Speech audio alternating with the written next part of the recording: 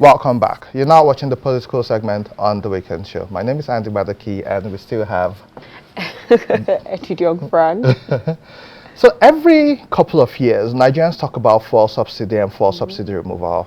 Then we talk about how much it's costing the country. And every government talks about how they need to remove fuel subsidy. And then it's brought up before elections, and now this conversation has come up again. In recent times, we've heard that the fuel subsidy removal should commence by June 2023. We've also heard in recent times that there's an $800 million loan or amount of money which will be shared to the poorest of the poor to cushion the effect of the fuel subsidy removal. Also, it's been reported that 40% of civil servant salaries, basic salaries, will be increased to also cushion the effect of the fuel subsidy removal.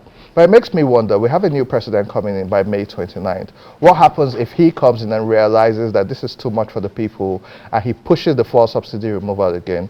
What is the impact of this fuel subsidy removal on us Nigerians, on our economy and the people? That's what we'll be talking about on the political segment today. And joining us we have Paul Alaje, who is a senior economist, SPM Professionals. Good morning and welcome back to the show. And we also have Okonkwo Victus, who is a senior legislative aide. Good morning and welcome to the show. Paul, a resident economist on this show. And so, for subsidy removal, you have spoken about this before, and now it seems like it is likely. My personal concern is, what if the president-elect is sworn in and he comes and says, this is too soon, we need to wait? Do you think it's important to remove the fuel subsidy, and what will be the impact on the country's finances? Well, I will mention what economic theory says, and I will also mention what is applicable. Economic theory would say it's always good to remove subsidy, and in removing subsidy, you need to use the money or the funds to do other things. Now, that economic theory has assumed that we are living in a perfectly competitive market. It has also assumed that the forces of demand and supply will adjudicate price. It has assumed that government would have performed some basic functions. But when you look at the reality, and there are other economists that have studied, they have studied beyond the monetarists, and they have studied beyond Milton Friedman, all of those economic theorists, and they believe that because the first school of thought believe in the long run that there will be a balance, everything will be fine.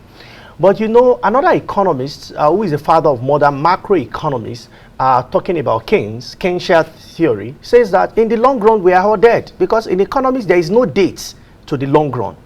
So they now argue that things must be done before subsidy is removed. Let's bring all of this to Nigeria. Should subsidy be removed? Yes. With or without any condition? That would be no. There must be a condition for subsidy to be removed. Let me quickly speak to the introduction, where you said the federal government had mentioned that they want to support workers, civil servants, by the way, with 40% increase. We need to know which of the civil servants, the state, federal, local government that have been owed several salaries as we speak, or some states that have not paid. If it is federal civil servant, what government is saying is that, hey, there is a fire burning called inflation. We will get more fuel, more petrol, and pour on it, because inflation will so gallop if that decision is taken. We also have seen government says they have borrowed $800 million. What is the implication? Already you have borrowing according to DMO over 46 trillion naira, but you have ways and means that the National Assembly are yet to allow. If National Assembly allows ways and means, by the end of the year, you'll be looking at 77 trillion naira loan. It is not loan that matters. It is not debt stock that matters. It is the cost of service. And according to the Minister of Finance and Budget and National Planning, what we spent servicing our loans first quarter Q1 2022 was what we spent was about 80% of our revenue. In fact, in recent time, in a particular quarter, what we spent servicing was more than the entire revenue. But we went to the borrowing market again and said we want to give $16,000. You can do the math for people that are watching at home. $16,000, even if you use parallel market rate, multiply by 750, what would that become? That is what you want to give to people to cushion the effect of removing. And let me also explain this narrative. It is often said by some persons that when we remove subsidy, it will affect the rich more than the poor. But you know that is not very correct. Because economics is about relativism, not about absolutism. What it means is that if they remove subsidy, if government removes subsidy, which is good, but the condition, if I have time, I will tell you things that should be done, then we can talk about subsidy removal, and it will be fine for everybody. Because of the danger it portends. If government says because you are rich, your average income is about 500,000, 1 million naira, and another person is poor and is earning less than 30,000 naira, you see, the proportion of increase on your income is relatively lower compared to the proportion on increase on a poor person. So if you increase by 5 naira, the poor man, the money, of course, he can't buy a vehicle. What he could do is to go by public transport. Perhaps public transport would increase it by 100%. You that can afford vehicle, that margin is very small as part of your income. So it is the pressure, the burden of subsidy removal that we measure. That is why when subsidy is removed, who goes to the street? Do you see big man on the street? You see poor people on the street, because they would have been told the narrative, but when they understand the impact, you see them pour to the street. We cannot forget January 2012 when President Jonathan announced subsidy removal. What happened? So the implication, the impact is actually more on the poor, and that is why any government that removes subsidy hardly go back to office. President Buhari had promised he was going to remove subsidy. He said we will remove it when he got to office. In 2016, he started by pushing.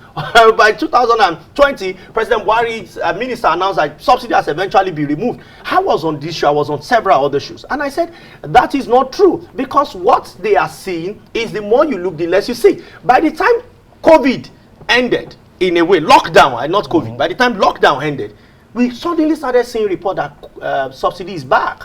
Because you cannot, until you have done the 3 key things that can support you to remove subsidy. And I will also tell you why subsidy cannot be removed without those 3 things, if time permits. Okay, so let's bring Vitus in before we get this. Okay, can you educate us, first of all, for those just joining us, on the advantages or disadvantages of forced subsidy removal in Nigeria?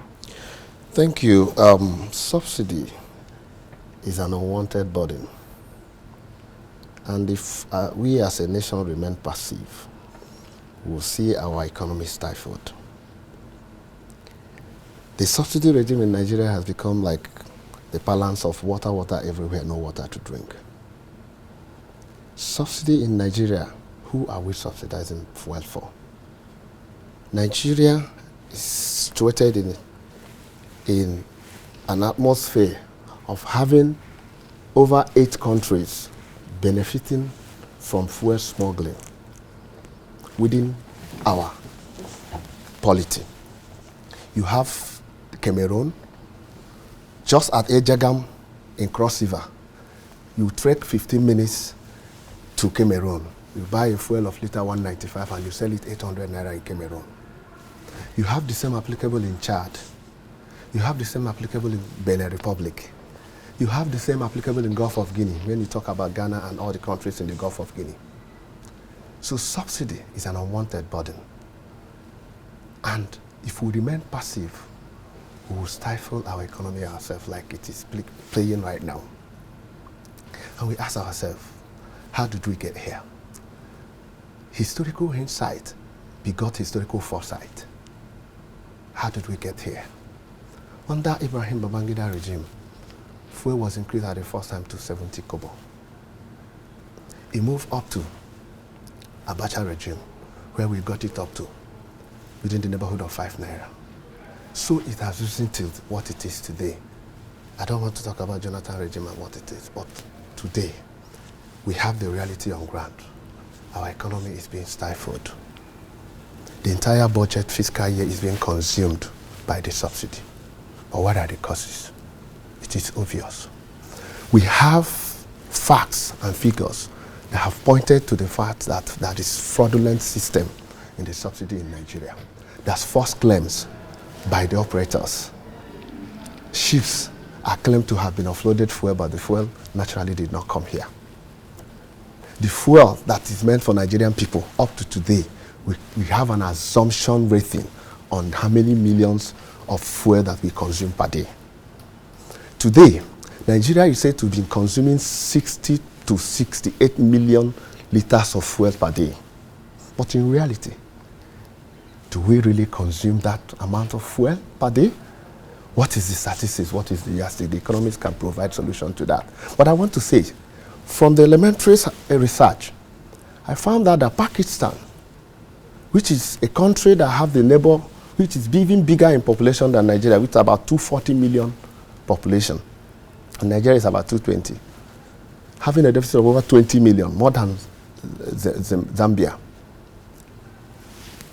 Pakistan consumes 55 million liters of fuel per day. And they have 20 million population above Nigeria. And Nigeria is said to be consuming between 60 million and 65 million. Come on, truth must be said. How did we arrive at this consumption that we are subsidizing per day? The excess, or what you can call the balance of pardon. What for? What is really our challenge?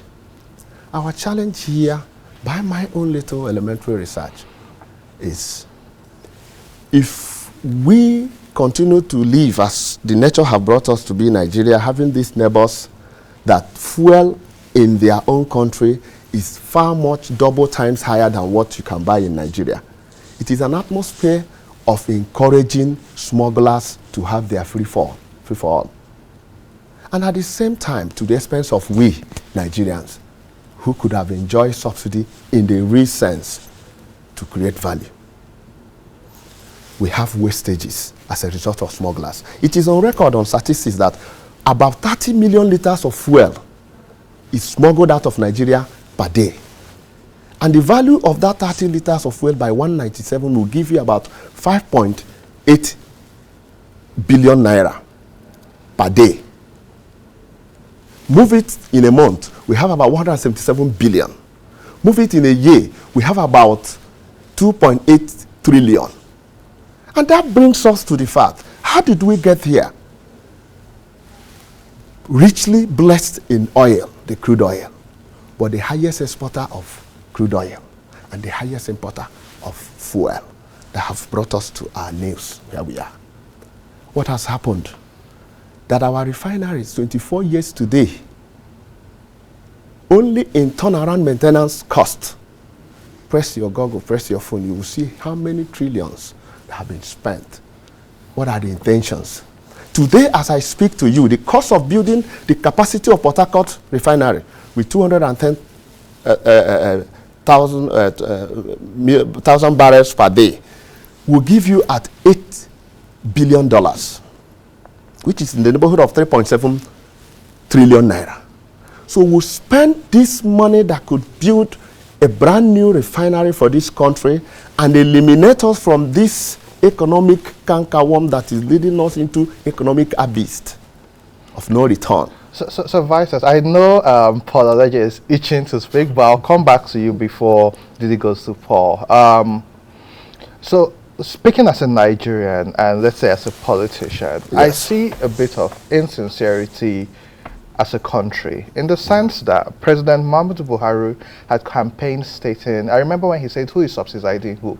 Okay. And he said that fuel subsidy was a scam. I remember him saying all they need to do was to fix the refineries. Now, this is somebody who has been commissioner of PTF, so he was meant to have that understanding of the oil sector. He's our Minister of Petroleum.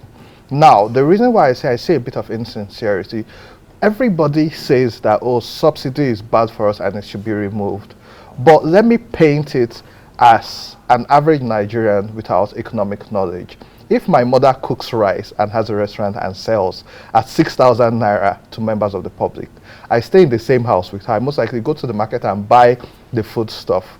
Should I in the house pay the same 6,000 naira as people outside? That's the question average Nigerians are asking, because if we have these resources, we do all our best. Why do we have this argument that because people outside are paying more, we should? And the reason why I also say this is hypocritical as a country is the fact that Saudi Arabia last year recorded $326 billion of oil revenue.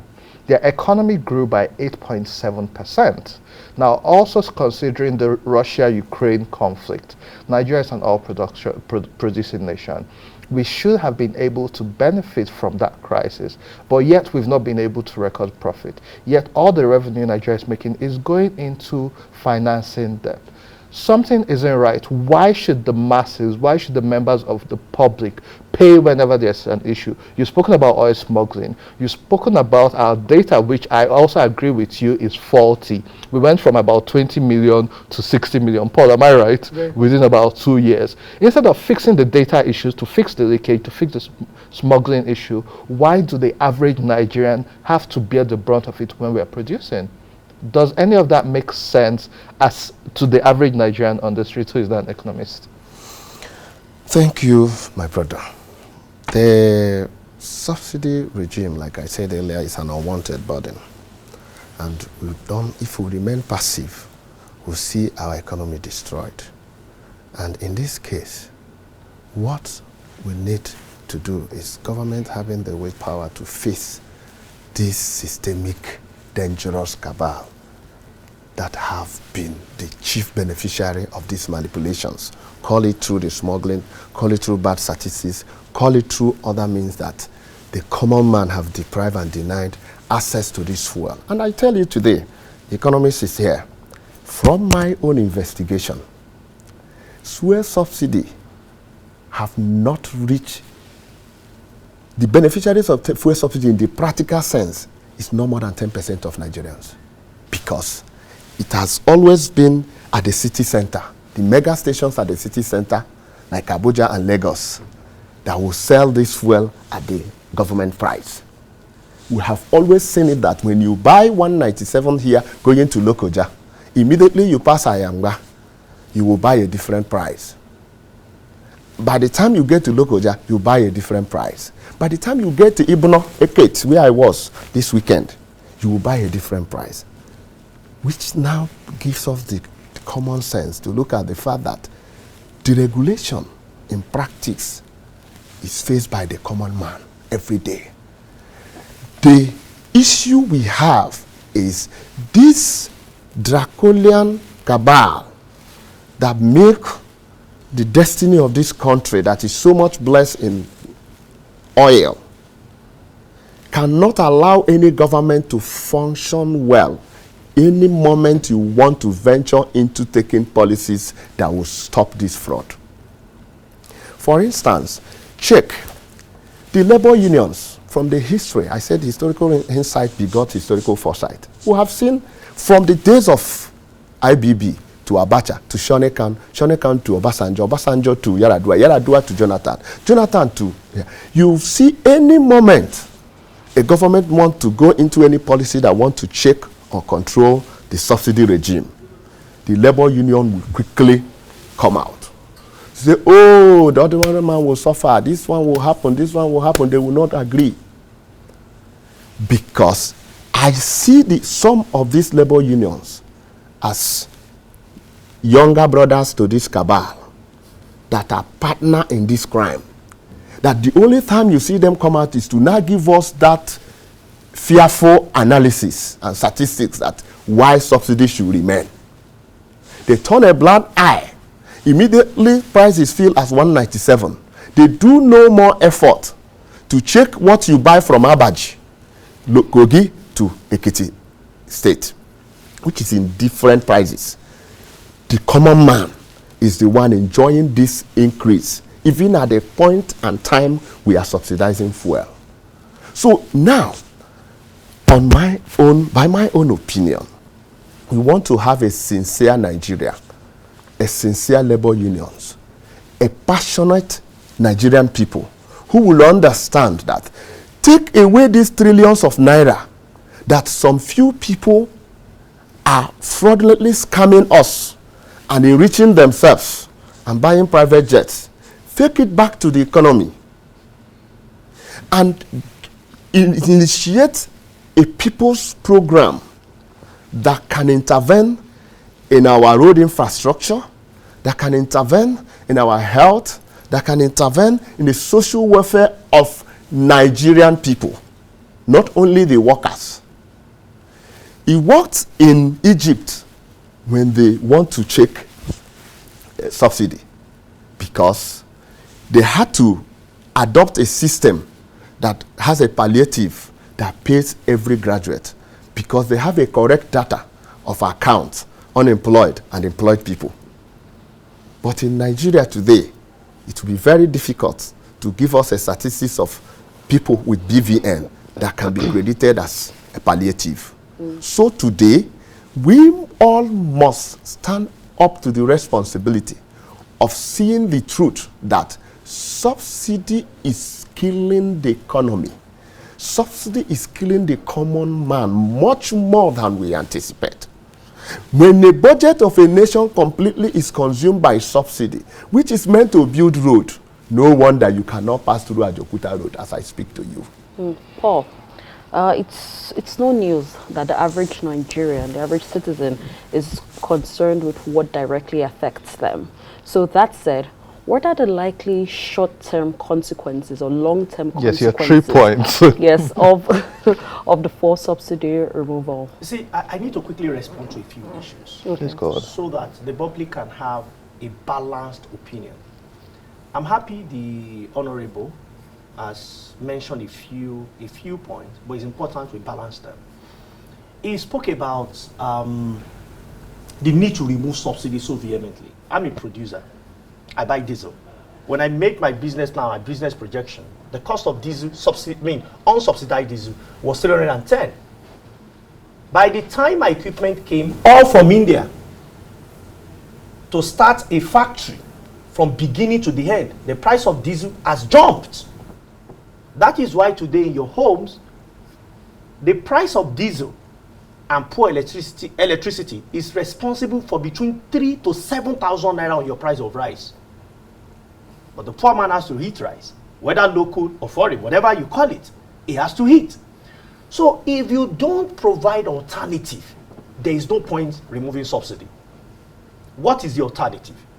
We spent money, and National Assembly over the years keep allocating funds for turnaround maintenance, where Auditor General of the Federation is telling us that we are running at loss, paying salaries to people without productivity. What does that mean? For you to remove subsidy, you need to make refinery works. There is no talk about it. The 4 refineries must work. I understand there's a private refinery we have been hoping since 2012 will come mainstream. 10 years after, it's still not yet alive. Now, if the private refinery comes and we all fold our hands, what it means is that the destiny of over 200 million people is left in the board of directors for them to decide for all of us. It is monopoly. It is not encouraged anywhere in the world. So the 4 refineries, why are we turning them around? Because civil servants are not motivated for production. They are motivated for regulation. Give these refineries to private sector who understands that without output they can't make profit. So because they want to make profit, they will necessarily make refinery work. We hear that there is a partnership between government. Why are we disturbing ourselves? Give about 60 to 70% of shares to private sector and we can maintain that. Why is NLNG working? Of all the bodies we say it's not working because it is partly private sector run. Why is it working? Why is NLNG working? Why are others not working? So if you want to remove subsidy, the transport cost alone, taking out and bring it back in, you've cut it off. Now this is the danger. We see Ukraine, we see Russia fight Ukraine today. We don't know which country might fight another one. If something happens in the future and you have removed subsidy, people are buying subsidy for 500 naira. They are buying fuel for 500 naira. If another crisis happens, there will be increase in price. What happens when there is increase in price?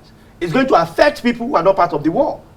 So it's pushing the effect. So this year we announced that fuel price is now. You see, at the time the minister announced removal of subsidy, it was coming out almost every month to announce new price.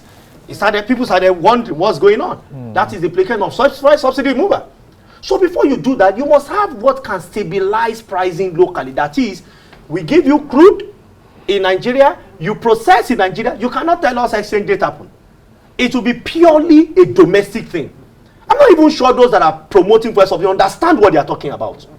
That is one factor. Number 2, President Buhari has also provided some level of foundation for subsidy removal, which is making rail work. We have narrow gauge, we have standard gauge. Narrow gauge are the old rail track that has been there even before President Buhari came to office. But standard gauge seems to be what they want to use to carry humans. But narrow gauge should be extended to the rural communities.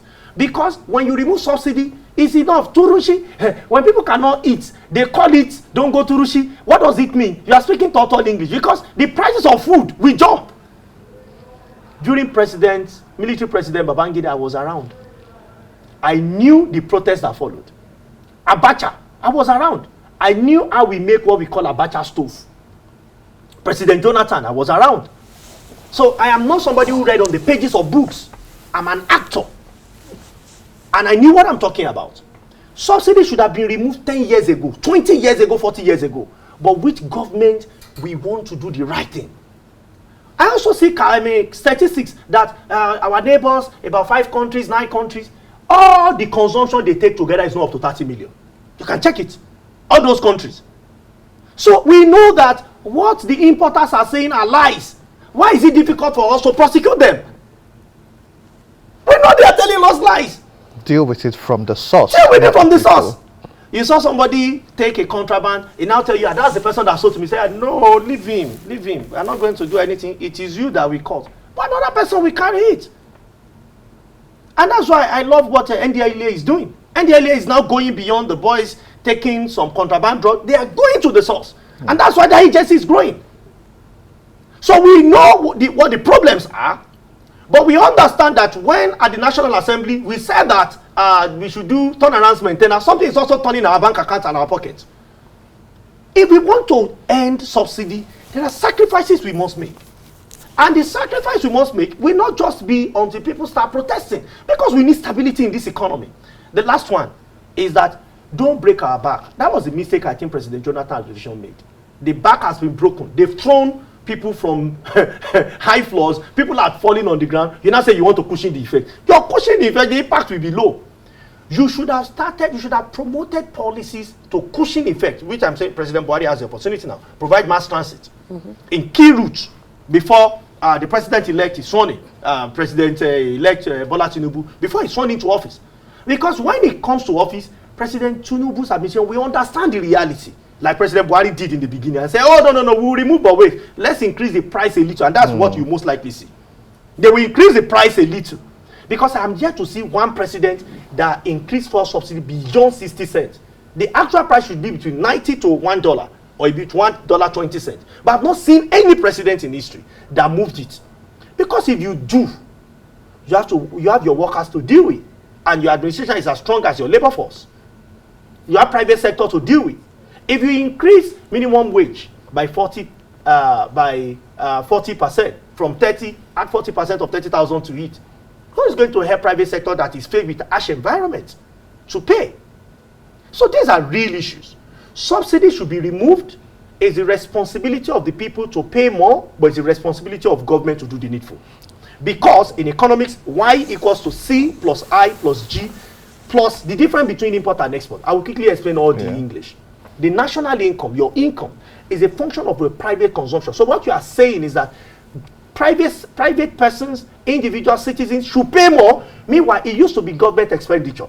So you want to move it from government expenditure, throw on the people without government performing our responsibility as authority. So subsidy should be removed, no doubt, but beyond the emotion and the sweet words of subsidy removal, you must do the needful. Lastly, Honorable has also mentioned that if you go to Anyugba, in fact, I was in Warri a couple of weeks ago where I saw petroleum was sold for $250. Yeah. If I can see it, those in authority charged with responsibility can also see it.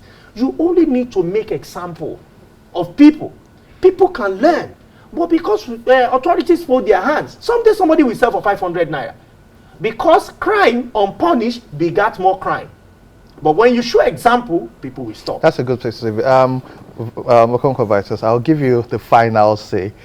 1 minute. What do you think you want to leave us with? What should be done now, based on his opinions and yours? Yeah, there's a local thing in my village that says, he who says the spirit should not kill him and human should not kill him should not use his hand to kill himself.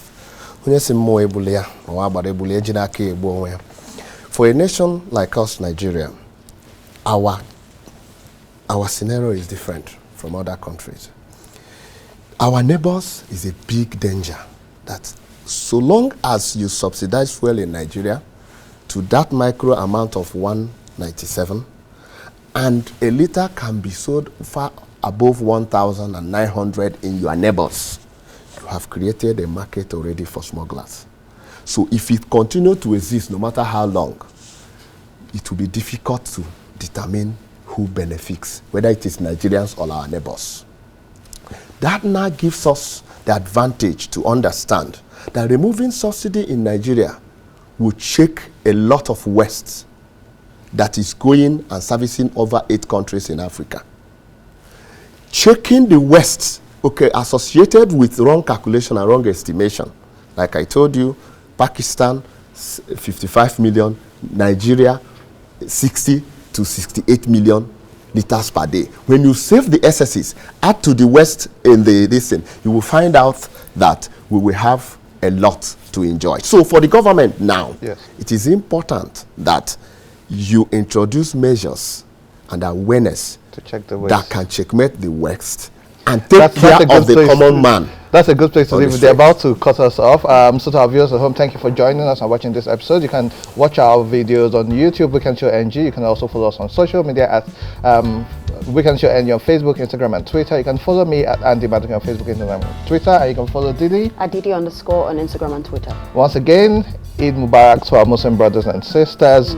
We encourage people to be tolerant and live peacefully. Do have a blessed weekend. See you next week. Thanks, Paul and Vitus. Always a pleasure having you. We'll bring you back after the inauguration to see if they actually remove it, because you know how it always happens. Sometimes they say they have removed it and the new government comes in and changes. So we'll see how it goes. Thank you very much, and see you next time.